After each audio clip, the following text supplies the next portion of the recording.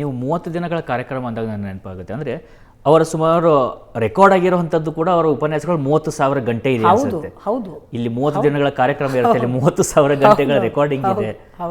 So ಅಂದರೆ ಎಷ್ಟೆಲ್ಲ ವಿಚಾರಗಳನ್ನು ತಿಳಿಸ್ಕೊಡುವಂಥ ಪ್ರಯತ್ನ ಮಾಡಿರ್ಬೋದು ಅಂತ ಒಂದು ರೀತಿಯಿಂದ ಆ ಮೆಮೊರಿಯಿಂದ ಜನರೇಷನ್, ಅದು ಯಾಕಂದರೆ ಒಂದು ಜನರೇಷನಲ್ ಮೆಮೊರಿಯನ್ನು ಕ್ರಿಯೇಟ್ ಮಾಡಬೇಕಾಗುತ್ತೆ. ಮುಂಬರುವಂಥ ಜನರೇಷನ್ಗೂ ಕೂಡ ಇದು ವಿಚಾರ ಗೊತ್ತಿರಬೇಕು ಅಂತ ಹೇಳಿ ಅದು ನೋಡ್ತಾ ಇದ್ದಾಗ ನನ್ಗೆ ನೆನಪಾಗೋದು ಶ್ರೀಲ ಪ್ರಭುಪಾದರದ್ದು. ಅವರು ಕೂಡ ಕೊನೆಯವರೆಗೂ ಪತ್ರದ ಮುಖಾಂತರ ಬರಿತಾನೇ ಇರ್ತಾರೆ. ಅಂದರೆ ಆ ಒಂದು ತುಡಿತ ಇತ್ತಲ್ಲ, ಅದನ್ನು ನೀವು ಕಂಡಾಗ ನಿಮಗೇನು ಅನಿಸ್ತಾ ಇತ್ತು? ಅಲ್ಲ, ಒಂದು ದೃಷ್ಟಿಯಿಂದ ನಮಗೆ ಬುದ್ಧಿ ತಿಳಿಯೋ ಮೊದಲು ಅವರು ಮಹಾಭಾರತ ರಾಮಾಯಣ ಮಂಗಳೂರಿನಲ್ಲಿ 40 ದಿವಸ ಮಾತಾಡಿದ್ದು ನನಗೆ ಗೊತ್ತು. ನಾನು ಪುಟ್ಟ ಮಗು, ಅವರ ಕಾರ್ ಏರಿ ಹೋಗಿಬಿಡ್ತಿದ್ದೆ. ಇವರು ಅಲ್ಲಿ ಭಾಷಣ ಮಾಡ್ತಾರೆ ಅನ್ನೋದಕ್ಕಿಂತ ನಮಗೇನಂದ್ರೆ ಅವ್ರದ್ದು ಹಾರ ಸಿಗುತ್ತೆ, ಅವ್ರಿಗೆ ಹಾಕಿರೋ ಹಣ್ಣುಗಳು ಸಿಗುತ್ತೆ, ಅದರ ಆಸೆ. ಮತ್ತು ಕಾರ್ನಲ್ಲಿ ಡ್ರೈವಿಂಗ್, ಅಪ್ಪನ ಜೊತೆ ಕಾರಲ್ಲಿ ಹೋಗೋದು, ಈ ಕಾರಣಕ್ಕಾಗಿ ಹೋದವಳು ನಾನು. ಆದರೆ ಈಗ ಅರ್ಥ ಆಗೋದು, ಅಂಥ ದಿನಗಳಲ್ಲೇ ಅವರು ಅಷ್ಟು ಪ್ರಖರವಾಗಿ. ಮತ್ತು ಒಂದು ಡಿಫರೆನ್ಸ್ ನಾನು ಗಮನಿಸಿದ್ದು ನೋಡಿ, ಯಾರೇ ರಾಮಾಯಣ ಮಹಾಭಾರತ ಮತ್ತೊಂದು ಮಗದೊಂದು ಪ್ರವಚನ ಮಾಡಿದವರು ಆ ಕಾಲವನ್ನು ಇಟ್ಕೊಳ್ಳಿ. ಈಗ ಎಲ್ಲರೂ ಬಂದಿದ್ದಾರೆ ಆ ಟ್ರೆಂಡಿಗೆ, ಯಾಕಂದರೆ ಯೂಟ್ಯೂಬ್ ಅನ್ನೋ ಮಾದರಿ ಬಂತು, ಎಲ್ಲರಿಗೂ ಅದರಲ್ಲಿ ಒಂದು ಎಂಟ್ರೆನ್ಸ್ ಸಿಕ್ತು. ನಾನು ನೋಡಿದ ಹಾಗೆ ಆ ಕಾಲದಲ್ಲಿ ಹಾಗೊಂದು ಪ್ರವಚನ ಮಾಡಿದವರ ಪರಂಪರೆಯಲ್ಲಿ ಒಂದೋ ಮಠಾಧೀಶರು ಇಲ್ಲ ಯಾವುದೋ ಧರ್ಮಾಧಿಕಾರಿಗಳು ಅವರನ್ನು ಆ ಪೀಠದಲ್ಲಿ ಕೂಡಿಸಿ ನಮ್ಮ ಧರ್ಮವನ್ನು ನೀವು ಹೇಳಿ ಅಂತ ಆ ಥರದ ಒಂದು ಆ ಸ್ಥಾನಕ್ಕೆ ಕೊಟ್ಟು ಗೌರವದ ಪರಿಣಾಮವಾಗಿ ಮೂಡಿದ ಮಾತುಗಳು. ಸನ್ಯಾಸಿಗಳು ಅಥವಾ ಈ ಧರ್ಮಾಧಿಕಾರಿಗಳು ಅನ್ನುವ ಕ್ಷೇತ್ರದಲ್ಲಿದ್ದು ಮಾಡೋದು ಬೇರೆ. ನಮ್ಮ ಅಪ್ಪ ನೋಡಿ, ಇಡೀ ಗೃಹಸ್ಥಾಶ್ರಮದಲ್ಲಿದ್ದು ಸನ್ಯಾಸಿ ಅಲ್ಲದೆ ಸಂಸಾರಿಯಾಗಿದ್ದುಕೊಂಡು ಹಾಗೆ ಶಾಸ್ತ್ರ ಹೇಳಿದ ಏಕಮಾತ್ರ ದಾಖಲಾತಿ ಅಂತ ನನಗನ್ಸುತ್ತೆ ನಮ್ಮ ಅಪ್ಪ. ಇಡೀ ಸಂಸಾರವನ್ನು ನಿಭಾಯಿಸಿದ್ದಾರೆ. ಅಲ್ಲೊಂದು ಪತ್ರಿಕೋದ್ಯಮ ಅನ್ನುವ ಹೊಟ್ಟೆಪಾಡಿನ ಪತ್ರಿಕೋದ್ಯಮಿಯ ಉದ್ಯೋಗವನ್ನು ಮಾಡಿದ್ದಾರೆ. ಅದರ ಜೊತೆಗೆ ಅವರು ಮಾಡಿದ್ದುಂಟಲ್ಲ, ಅವರ ಎಲ್ಲ ದಿನದ ಸಂಜೆಯ ಗಂಟೆಗಳು ಅದು ರಾಮಾಯಣ ಮಹಾಭಾರತಕ್ಕೆ. ನಮ್ಮ ಮನೇಲಿ ನಮ್ಮ ಅಮ್ಮನೇ ನಮ್ಮನ್ನು ನೋಡಿಕೊಳ್ತಿದ್ದದ್ದು, ಅಪ್ಪ ಇಲ್ಲವೇ ಇಲ್ಲ. ಅವ್ರು ಹೋದರೆ 40 ದಿವಸ ಎಲ್ಲ ಬಿಟ್ಟು ಬರ್ತಿದ್ರು ನಮ್ಮ ಮನೆಗೆ. ಈ ರೀತಿಯಲ್ಲಿ ಅವರು ಮಾಡ್ತಾ ಹೋದದ್ದು ನೋಡಿದರೆ, ಅಂದರೆ ಒಂದು ಶಾಸ್ತ್ರವನ್ನು ಹೇಳಬೇಕು, ಇದು 4 ಜನರಿಗೆ ಮುಟ್ಟಬೇಕು ಅನ್ನೋ ಹಸಿವು ಆಗಲೇ ಇತ್ತಾ ಏನೋ ನನಗೆ. ನೀವು ನನ್ನ ಹತ್ರ ಕೇಳ್ತೀರ ಅದು ಏನು ಅಂತ, ನನಗೆ ನಿಜಕ್ಕೂ ಗೊತ್ತಿಲ್ಲ. ಅದು ನಮಗೆ ಗೊತ್ತಾಗುವ ಬುದ್ಧಿ ತಿಳಿಯೋ ಮೊದಲು ಅವರಲ್ಲಿ ಇತ್ತಲ್ಲ, ಅದು ನಮ್ಗೆ ಗೊತ್ತಿಲ್ಲ. ಅದು ಯಾಕಂದರೆ ಸಂಸಾರ ಮತ್ತು ಪರಮಾರ್ಥ ಅವೆರಡನ್ನು ಸರಿದೂಗಿಸುವಂಥದ್ದು, ಇಹ ಮತ್ತು ಪರ ಎರಡನ್ನು ನಿಭಾಯಿಸುವಂಥದ್ದು ಸುಲಭ ಸಾಧ್ಯ ಅಂತೂ ಅಲ್ಲ. ಡೆಫಿನೆಟ್ಲಿ ಅಲ್ಲ. ಯಾಕಂದರೆ ಈಗ ಇಹಕ್ಕೆ ಒಬ್ಬ ಗಂಡನೇ ಪರಕ್ಕೊಬ್ಬ ಗಂಡನೇ ಅಂತ ಅಕ್ಕ ಮಹಾದೇವಿ ಎಲ್ಲ ತಮಾಷೆ ಮಾಡುವಾಗ ಅವಳಿಗೆ ಎರಡೂ ಬೆಸೆಯುವ ಒಂದು ಗುಣ ಇದೆ. ನನಗೆ ಇಹ ಮತ್ತು ಪರ ಇಲ್ಲದ ಗಂಡ ಒಬ್ಬನೇ ಇದ್ದಾನೆ ಅಂತ. ಆ ಥರದ ಭಾವ ಬಾರದೇ ಇದ್ದಿದ್ರೆ ಇದಕ್ಕೆ ಇನ್ನೂ ಪೂರಕವಾಗಿ ನಿಮಗೆ ಸಿಕ್ಕುವುದು ಅವರ ಕವಿತೆಗಳು. ನೀವು ಮುದುಕಿಯ ಮನೆಯ ಅಂಗಳದಲ್ಲಿ ಕೋಗಿಲೆ ಕೂಗಿತು ಅಂತ ಒಂದು ಕವಿತೆ ಇದೆ. ಹಳ್ಳಿಯ ಹುಡುಗಿ ಪೇಟೆಗೆ ಹೋದಳು ಅನ್ನುವಂತಹ ಕವಿತೆ ಇದೆ. ಅಕ್ಕ ಬರಬೇಡಕ್ಕ ಸಾಲಿಗನ ಮನೆಗೆ ಅಂತ. ನೀವು ಇದೆಲ್ಲ ಓದ್ತಾ ಹೋದರೆ 40ರ ಪೂರ್ವದ ಕವಿತೆಗಳು. ಏನು ಅಧ್ಯಾತ್ಮ ಅದು! ಅಂದರೆ ಅಲ್ಲಿ ಕವಿತೆಗಳು ನಮಗೆ ಹೊರಗಿಂದ ನೋಟಕ್ಕೆ ಒಬ್ಬ ಮಿಂಡನ ಹಿಂದೆ ಹೋಗುವ ಹೆಂಡತಿ ಇವಳು ಗಂಡನನ್ನು ಬಿಟ್ಟಿದ್ದಾಳೆ ಅನ್ನುವ ಅರ್ಥದ್ದೆಲ್ಲ ವಾಕ್ಯಗಳು ಬರ್ತವೆ. ಇವರು ಹೇಳುವ ಗಂಡ ಯಾವುದು, ಯಾರು ಈ ಮಿಂಡ, ಇಲ್ಲಿ ಇರುವುದು 3 ದಾರಿ, 3 ದಾರಿಯನ್ನು ನಡಿಲಿಕ್ಕೆ 3 ಕಾಲು, ಹೀಗೆಲ್ಲ ಬರೀತಾರೆ ನಮ್ಮ ಅಪ್ಪ. ಅರ್ಥ ಆದರೆ ಈ 3 ದಾರಿ ಅನ್ನೋದು ತ್ರಿಗುಣಗಳು, ಇದಕ್ಕೆ 3 ಕಾಲು ಅನ್ನೋದು ಕಾಯವಾಚ ಮನಸ ಅನ್ನುವ ತ್ರಿಕರಣಗಳು. ಈ ಭೂತಗಳನ್ನು ಅಥವಾ ಪಂಚೇಂದ್ರಿಯಗಳನ್ನು ಒಳಗೊಂಡಂಥದ್ದು ಇದು 5 ಕಾಲಿನ ಮಂಚ.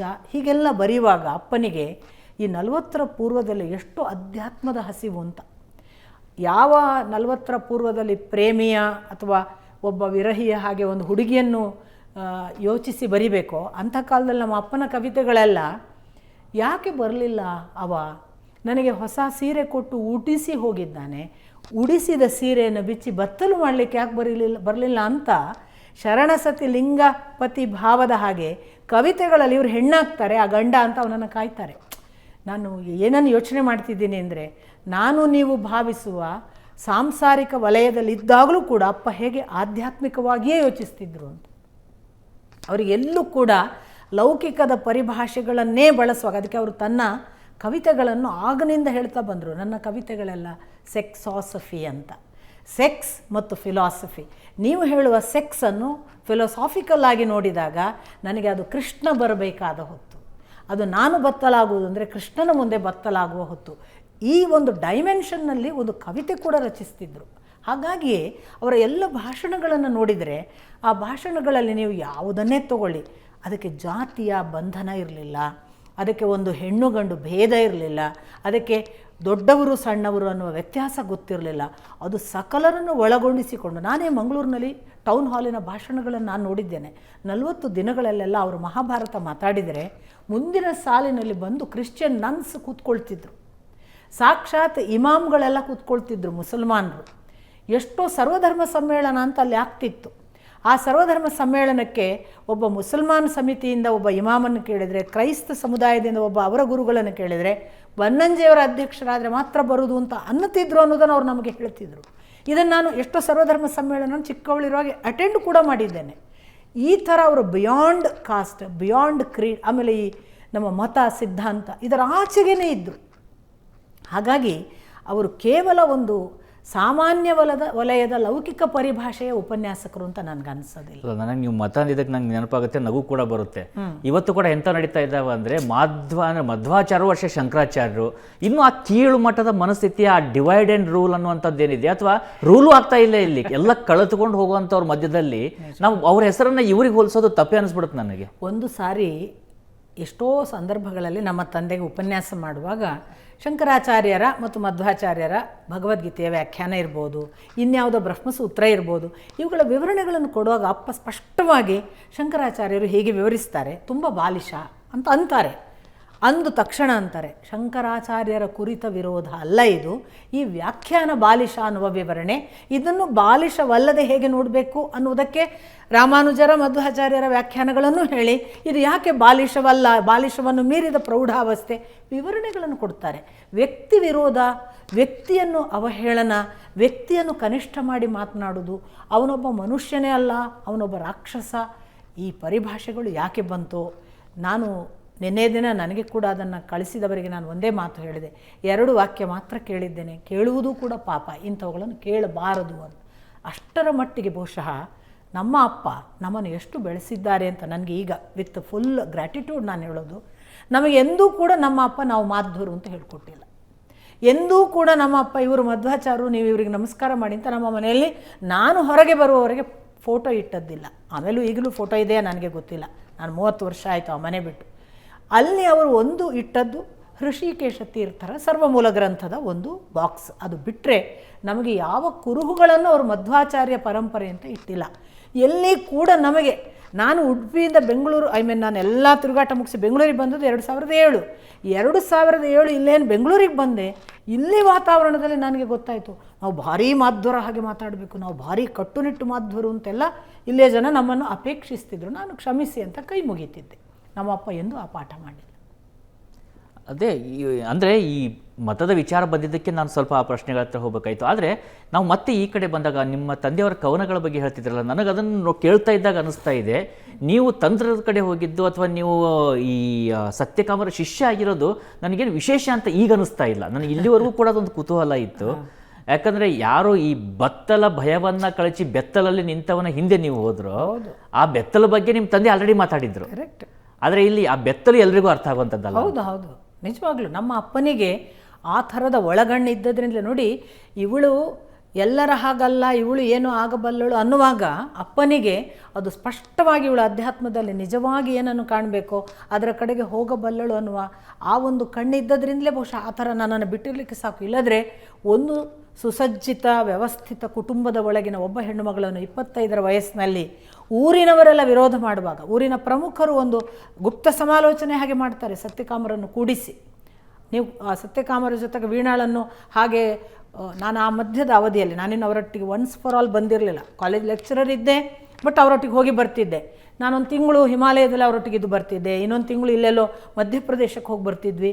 ನಾನು ಅವರೊಟ್ಟಿಗೆ ಹೋಗಿ ಬರುವುದು ಮತ್ತು ಅವರ ಜೊತೆಗಿರುವ ವರ್ತನೆಯನ್ನೇ ಬಹಳ ಸಾಮಾಜಿಕ ಮತ್ತು ಈ ಕೌಟುಂಬಿಕ ಮರ್ಯಾದೆಯನ್ನು ಕಾಪಾಡುವವರು ಅನ್ನುವಂತಹ ಕೆಲವು ಹಿರಿಯರು ಸೇರಿ, ನೀವು ಏನು ಉಡುಪಿಯ ಮರ್ಯಾದೆ ಇದು, ನೀವು ಹಾಗೆ ಅವಳನ್ನು ಅವರ ಜೊತೆಗೆ ಬಿಡಬಾರ್ದು ಅಂತ ನನ್ನನ್ನು ಮತ್ತು ಸತ್ಯಕಾಮರನ್ನು ಕೂಡಿಸಿ ನನ್ನ ಅಪ್ಪನಿಗೆ ಹೇಳಿದಾಗ, ನಾನು ಆಗ ಉಡುಪಿಯಲ್ಲಿ ಅವರು ಬಂದರೆ ಅವರೊಂದು ಹೋಟೆಲಲ್ಲಿ ಇರ್ತಿದ್ರು, ನಾನು ಹೋಟೆಲ್ಗೆ ಹೋಗ್ತಿದ್ದೆ ಅವರನ್ನು ಕಾಣೋಕ್ಕೆ. ನನ್ನ ಕಾಲೇಜಿನ ಉಪನ್ಯಾಸ ಮುಗಿಸಿ ನಾನು ಅವರ ಜೊತೆಗಿದ್ದು ಬೆಳಿಗ್ಗೆ ಮನೆಗೆ ಬಂದು ಸ್ನಾನ ಮಾಡಿ ಪುನಃ ನನ್ನ ಪಾಠ ಮುಗಿಸಿ ಪುನಃ ಅವ್ರ ಹತ್ರ ಬರ್ತಿದ್ದೆ. ಇದು ಅವಳು ಹೋಟೆಲ್ ರೂಮಲ್ಲಿ ಇರ್ತಾಳೆ, ಊರಿಗೇನು ಸಂದೇಶ ಇದು, ನೀವೊಬ್ಬರು ಬನ್ನಂಜೆ ಗೋವಿಂದಾಚಾರ್ಯ ಅಂದ್ರೆ ಎಷ್ಟು ದೊಡ್ಡವರು, ಹೀಗೆ ಹಾಗೆ ಅಂತ ಕೂಡಿಸಿ ಮಾತನಾಡಿದಾಗ ನನಗೀಗ ಆಶ್ಚರ್ಯ ಆಗೋದು. ಆ ಕಾಲಕ್ಕೆ ನಮ್ಮ ಅಪ್ಪ, ಇದು 93 ನಾನು ಹೇಳೋದು, ನಮ್ಮ ಅಪ್ಪ ಕೊಟ್ಟ ಉತ್ತರ ಆ ಕ್ಷಣಕ್ಕೆ ಎಲ್ಲರೂ ಹೌದೌದು ಸತ್ಯಕಾಮರೇ ಇನ್ನು ಅವಳ ಸುದ್ದಿಗೆ ಬರಬೇಡಿ, ಅಥವಾ ಬೇಡ ಇನ್ನು ನೀವು ನಿಮ್ಮ ಹಾಗೆ ಬರುವುದಿದ್ದರೆ ನಿಮ್ಮ ಮನೆಗೆ ಹೋಗುವಂಥ ಸಂದರ್ಭಗಳಿದ್ರೆ ನಾ ಕರ್ಕೊಂಬರ್ತೇನೆ ಏನೋ ಹೇಳ್ಬೋದು ಅಂತೆಲ್ಲ ಭಾವಿಸಿರ್ಬೋದು ಅಲ್ಲಿ ಅವರು. ನನ್ನ ತಂದೆ ತಕ್ಷಣ ಹೇಳಿದ್ದೇನು, ಈಗ ನಿಮಗೆಲ್ಲ ಏನು ಸಮಸ್ಯೆ, ನನ್ನ ಮಗಳು ಅವರನ್ನು ಹೋಟೆಲ್ನಲ್ಲಿ ಹೋಗಿ ಕಾಣುವುದು, ಅಲ್ಲಿ ಹೋಟೆಲಲ್ಲಿ ಅವರ ಜೊತೆಗೆ ಇರುವುದು, ಮತ್ತು ಅವರು ಎಲ್ಲಿಯೋ ಕರೆದಾಗ ಅವರೊಟ್ಟಿಗೆ ಹೋಗೋದು, ಇದೆಲ್ಲ ನಿಮಗೆ ನೋಡಲಿಕ್ಕೆ ಕಷ್ಟವಾಗ್ತಿದೆ. ಸಾಮಾಜಿಕವಾಗಿ ಇದು ನಿಮ್ಮ ಮೌಲ್ಯಕ್ಕೆ ವಿರೋಧವಾದದ್ದು ಅನ್ನಿಸಿದೆ ಅಲ್ವಾ, ಒಂದು ಪರಿಹಾರ ಮಾಡಿಕೊಂಡು ಬಿಡೋಣ ಸತ್ಯಕಾಮರೇ, ಇನ್ನು ಮೇಲೆ ಬಂದಾಗ ಹೋಟೆಲಲ್ಲಿ ಉಳಿಬೇಡಿ, ನಮ್ಮ ಮನೆಯಲ್ಲಿ ಉಳಿರಿ ಅಂದುಬಿಟ್ರು ನಮ್ಮ ಅಪ್ಪ. ಅಂದರೆ ಇದಕ್ಕೆ ಎಲ್ಲಿಯವರೆಗೆ ತಾನು ಪರ್ಮಿಷನ್ ಅಥವಾ ತಾನು ಎಷ್ಟು ಇದನ್ನು ಒಪ್ಪುತ್ತೇನೆ ಅನ್ನೋದನ್ನು ಅಷ್ಟು ಸಾರ್ವಜನಿಕವಾಗಿ ನಮ್ಮ ತಂದೆ ಹೇಳುವಾಗ ಅವರು ಈ ಒಟ್ಟು ಒಂದು ನೀವು ಹೇಳುವಂತಹ ನಿರ್ಭೀತ ನಡೆಯ ಕಡೆಗೆ ಎಷ್ಟಿದ್ರು ಅಂತ ಗೊತ್ತಾಗುತ್ತೆ. ಆಮೇಲೆ ಅವ್ರ ಬಗ್ಗೆ ಓದುವಾಗ ಇನ್ನೊಂದು ಅರ್ಥ ಆಗಿದ್ದೇನೆಂದರೆ ಮಾಧ್ವಾಚಾರ್ಯರು ಕೂಡ ತಂತ್ರದ ಬಗ್ಗೆ ಬರೆದಿದ್ದಾರೆ, ಅದನ್ನು ಇವರು ಕರಡೀಕರಿಸಿರುವಂಥದ್ದು. ಹೌದು, ಆದರೆ ಅದು ತಂತ್ರ ಸಾರ ಸಂಗ್ರಹ ನೇರವಾಗಿ ತಂತ್ರ ಮಾರ್ಗದ ಕುರಿತಾಗಿ ಇಲ್ಲ, ಆದರೆ ಪೂಜಾಕ್ರಮದ ತಂತ್ರಗಳಿದ್ದಾವೆ, ಶಿಲ್ಪದ ಕುರಿತ ತಂತ್ರ, ಆ ಟೆಕ್ನಿಕ್ ಆಫ್ ಶಿಲ್ಪ, ಈ ಥರದ ಅನೇಕ ತಂತ್ರದ ವಿಷಯಗಳಿವೆ, ಇಲ್ಲ ಅಂತಲ್ಲ. ನೇರವಾಗಿ ಅಭಿನವಗುಪ್ತನ ತಂತ್ರ ಅಲ್ಲ ಅದು. ಆದರೆ ನನ್ನ ಅಪ್ಪ ಅಭಿನವಗುಪ್ತನನ್ನು ಓದಿ ಬಲ್ಲವರಿದ್ದರು, ಅವರಿಗೆ ತಂತ್ರ ಪಥವನ್ನು ಹೇಗೆ ನಡೀತಿದ್ರು ಅನ್ನೋದ್ರ ಬಗ್ಗೆ ಅಗೌರವಗಳಿದ್ದಿದ್ದಿಲ್ಲ, ಅದು ಎಷ್ಟು ಧೀರದಾರಿ ಅನ್ನೋದು ಅವರಿಗೆ ಇಷ್ಟವಿತ್ತು ಅನ್ನೋದಕ್ಕೆ ಅವರು ಸತ್ಯಕಾಮರನ್ನು ಇಷ್ಟಪಡ್ತಿದ್ದ ರೀತಿಯಲ್ಲೇ ಗೊತ್ತಾಗುತ್ತೆ. ಅವರು ಎಷ್ಟೋ ಸಂದರ್ಭಗಳಲ್ಲಿ ಆ ಸತ್ಯಕಾಮರು ಬಹಳ ನಿಗೂಢ ಮನುಷ್ಯ, ನಿಮಗೆ ಕಾಣಿಸುವ ಹಾಗಲ್ಲ ಅಂತ ಬೇರೆ ಬೇರೆಯವ್ರ ಹತ್ರ ಹೇಳುವುದನ್ನು ನಾನು ಕೇಳಿದ್ದೇನೆ. ಹಾಗಂತ ಅವರು ಇಬ್ಬರು ಕೂತು ಮಾತಾಡಿದ್ದಾರೆ ಕೇಳಿದ್ರೆ ನಾವಿಬ್ಬರು ಸುಮ್ಮನೆ ಕೂತ್ಕೊಳ್ತೇವೆ ಎಂದು ಪರಸ್ಪರ ಬಾಯಿಂದ ಮಾತಾಡಿಲ್ಲ. ಆದರೆ ನಮ್ಮ ಮೌನ ಸಂಭಾಷಣೆ ನಿಮ್ಮ ಮಾತಿನ ಸಂಭಾಷಣೆಗಿಂತ ಗಹನವಾದದ್ದು ಅಂತ ಮಾತುಗಳನ್ನು ಇವರು ಹೇಳ್ತಿದ್ರು. ಇದೆಲ್ಲ ನೋಡಿದರೆ ಅವರಿಗೆ, ನನ್ನ ಅಪ್ಪನಿಗೆ ಒಂದು ದೊಡ್ಡ ಮನಸ್ಸಿತ್ತು, ಅದು ಎಷ್ಟು ವಿಶಾಲವಾದ್ದು ಮತ್ತು ಎಷ್ಟು ಔದಾರ್ಯ ಅದರಲ್ಲಿತ್ತು ಅಂದರೆ, ನಾನು ಎಷ್ಟೋ ಅಷ್ಟೇ ಯಾರೂ ಆಗುವುದನ್ನು ಅವರು ಅಪೇಕ್ಷೆ ಪಡ್ತಿರಲಿಲ್ಲ. ನನ್ನ ಆಚೆಗೆ ಇದು ಹೋಗ್ತಿದ್ರೆ, ನನಗಿಂತ ಭಿನ್ನವಾದ ದಾರಿ ಇದು ನಡೀತಿದ್ರೆ ನಾನು ಅದರ ಬೆನ್ನಿಗೆ ನಿಂತು ಸಪೋರ್ಟ್ ಮಾಡಬೇಕು ಅನ್ನುವಂತಹ ಒಂದು ಮನೋಧರ್ಮ ಇತ್ತು ನೋಡಿ. ಆಮೇಲೆ ನನ್ನಕ್ಕಿಂತ ದೊಡ್ಡದು ಅದು ಇರಬಹುದು, ನಾನೇ ನಂಬಿದ್ದು ದೊಡ್ಡದು ಯಾಕೆ ಅನ್ನುವಂತಹ ಔದಾರ್ಯಗಳೆಲ್ಲ ಅವರಿಗೆ ತುಂಬ ಬೌದ್ಧಿಕ ಔದಾರ್ಯವೂ ಹೌದು, ಮಾನಸಿಕ ಹೃದಯವಂತಿಕೆಯ ಔದಾರ್ಯ ಕೂಡ ಹೌದು. ಅದೆಲ್ಲವೂ ಇಲ್ಲದೇ ಇದ್ದರೆ ಈ ಥರ ಒಬ್ಬರನ್ನು ನಡೆಸೋಕ್ಕೆ ಸಾಧ್ಯವೇ ಇಲ್ಲ. ಜೊತೆಗೆ ನನಗನ್ಸುತ್ತೆ ನಿಮ್ಮ ತಂದೆ ಬಹುತೇಕವಾಗಿ ನಿಮ್ಮನ್ನು ನೀರು ಅಂದ್ಕೊಂಡಿದ್ರು ಅನ್ಸುತ್ತೆ. ಎಲ್ಲೇ ಹಾಕಿದ್ರು ಅದು ಎಲ್ಲಿ ಹರಿದು ಹೋಗಿ ಏನು ಸೇರ್ಕೋಬೇಕು ಅದು ಸೇರ್ಕೊಳ್ಳುತ್ತೆ, ಅದ್ರ ಪಾಡಿಗೆ ಅದನ್ನು ಹರಿಯೋದು ಬಿಡೋಣ, ಯಾಕೆ ಅಣೆಕಟ್ಟನ್ನು ಕಟ್ಟಬೇಕು ಅಂತ ಹೇಳಿ. ಬಹುಶಃ ನಾನು ಬಹಳ ಜನರಿಗೆ ಹೇಳಿದ್ದುಂಟು. ನಮ್ಮ ಅಪ್ಪ ನನಗೆ ವೀಣಾ ಅಂತ ಹೆಸರಿಡುವಾಗ ಅವರಿಗೆ ಗೊತ್ತಿತ್ತು ಕಾಣ್ತದೆ, ಇದು ಬೇರೆಯವರು ಮೀಟಿದಂತೆ ನುಡಿಯುತ್ತದೆ, ಅವರನ್ನು ಒಳ್ಳೆಯ ಮೀಟುವವರ ಕಡೆಯಲ್ಲಿ ಕೊಡಬೇಕು ಅಂತ. ಹಾಗಾಗಿ ಆ ಹೆಸರಿಟ್ಟಿರಬೇಕು.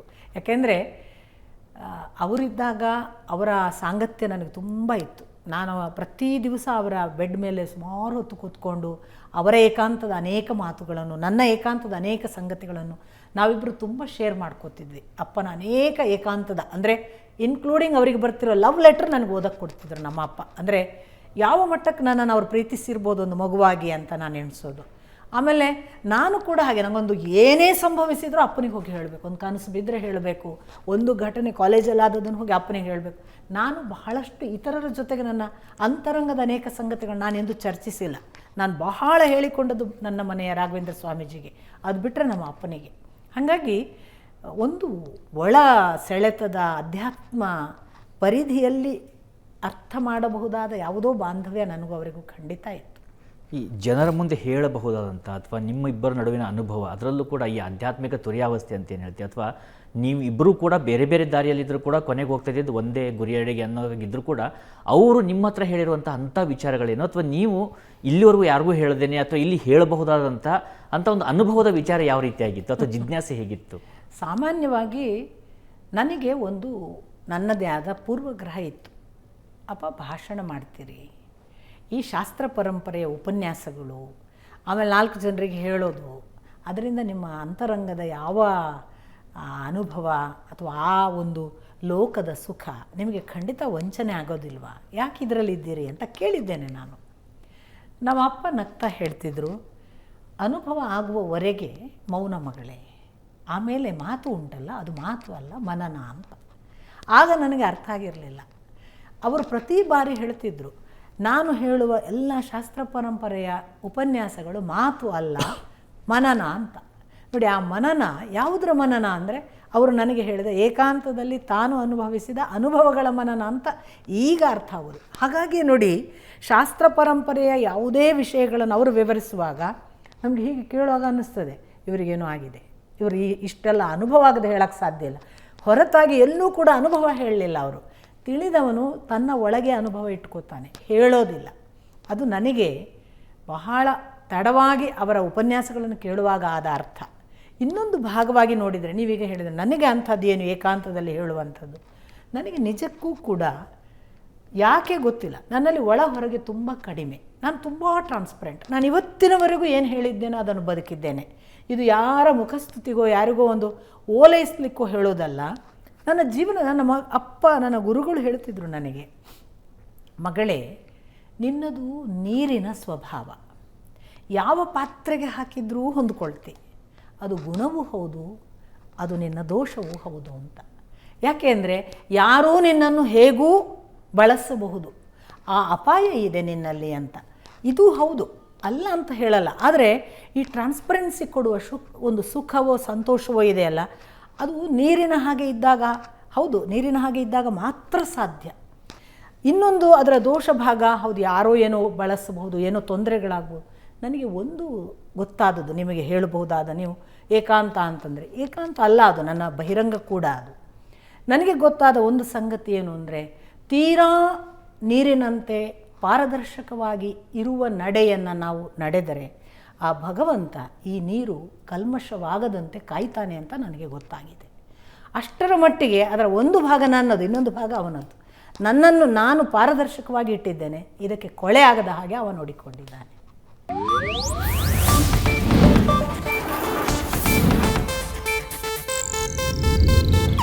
ಇದು ಏಷ್ಯಾನೆಟ್ ನ್ಯೂಸ್ ನೆಟ್ವರ್ಕ್ ಪ್ರಸ್ತುತಿ.